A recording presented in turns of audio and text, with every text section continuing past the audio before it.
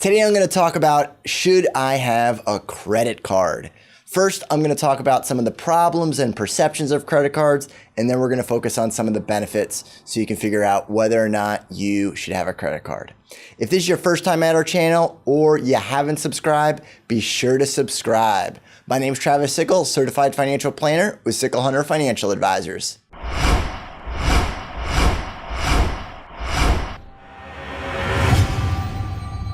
Credit cards tend to get blamed for bad spending habits, and that's because it's much easier to swipe a card than it is to count the amount of money that you want to spend. Not only do credit cards get blamed for the bad spending habits, but they also get blamed for the mountains of debt that people have today. Or they'll have 0% for 6 months or 12 months, and then those rates will skyrocket after that. They also have balance transfers, which allow you to take your money from one card or one debt to another card.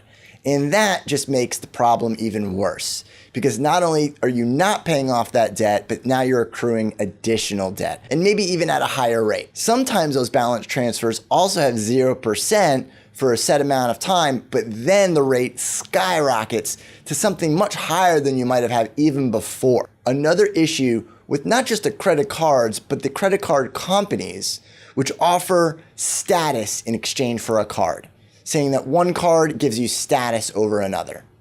So you can get access to certain events or concerts or trips, things you otherwise wouldn't have been able to access without using those particular cards. So credit cards are easy to spend, easy to rack up a ton of debt, have really high interest rates, have 0% tactics to get you into those high interest rates, and have really aggressive marketing tactics.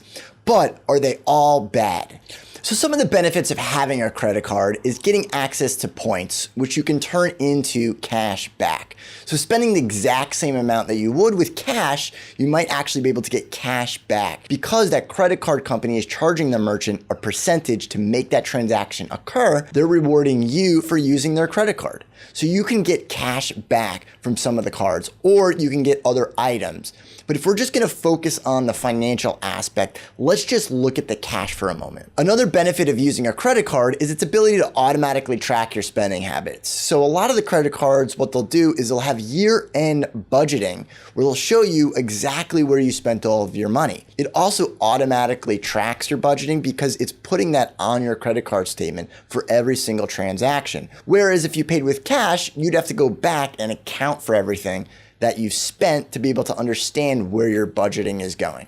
If you compare the credit card on the analysis side to that of cash, it takes a lot of the work out of it of tracking your spending and knowing where those dollars are going. The last point is looking at the security of a credit card, and that's just being able to carry it.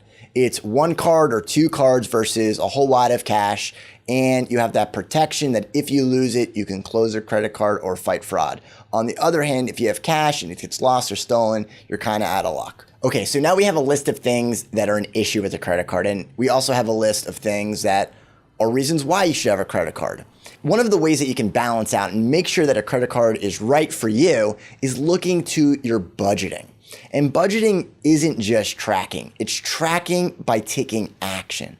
So if we know exactly how much we're going to spend or what categories such as entertainment or utilities or rent and what we're spending on a monthly, weekly, daily basis, making sure that you're not spending more than you have. So using a credit card as a transactional tool rather than a credit extension tool can help stay out of a lot of the issues that credit cards have. By paying the credit cards off at the end of every single month, you can avoid the high interest rates and the mountain of debt that usually comes from having a credit card, and focusing on only the benefits of the credit card, which can give you cash back or give you other rewards and the securities that we mentioned. So while it is easy to say that if you do pay off your balance or you don't spend more than you have, then you won't go into debt. But if it's difficult for you to do it, then you might want to take a second look at whether or not a credit card is right for you. So when a lot of people talk about credit cards, they focus on the budgeting aspects in order to avoid getting into debt or getting into these high interest rates, or they're comparing credit cards with the benefits that they have and the low interest rates. So those are all facts. But another thing that's really important is the emotional side of it. It's how you deal with money. It's really about what are you going to do when you have that credit card in hand and you go into that store or that restaurant or you're shopping online. Are you likely to use those dollars? If a plan doesn't help you achieve that, then a credit card might not be the right thing for you. But if you can figure out how to get a plan that works for you, then a credit card could be something that is valuable.